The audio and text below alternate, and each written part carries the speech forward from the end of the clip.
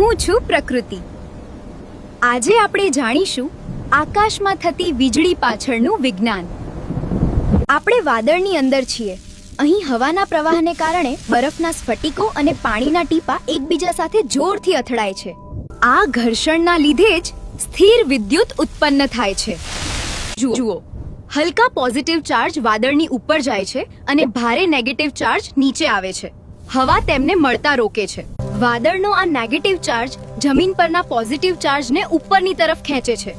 જુઓ, આ ઝાડની ટોચ પર પોઝિટિવ ચાર્જ. વીજળીનું પહેલું પગલું છે સ્ટેપ્ડ લીડર. વાદળમાંથી નેગેટિવ ચાર્જનો એક વાંકો ચૂકો રસ્તો નીચે આવે છે.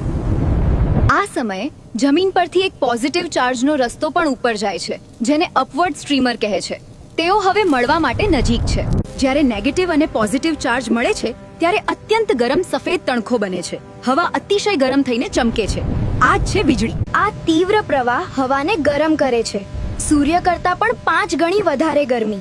આ ગરમ પવન જ પ્રકાશ બનાવે છે. અને આ ગરમીને કારણે હવા વિસ્ફોટ સાથે ફેલાય છે, જે ગાજવીજનો અવાજ બનાવે છે. પ્રકાશ ઝડપી છે, તેથી તે પહેલા દેખાય છે અને અવાજ પછી સંભળાય છે. તો મિત્રો, આ હતું વીજળીનું વિજ્ઞાન. વિજ્ઞાનના આવા જ જાદુ જોવા ફોલો કરો વિશાલ વિજ્ઞાન.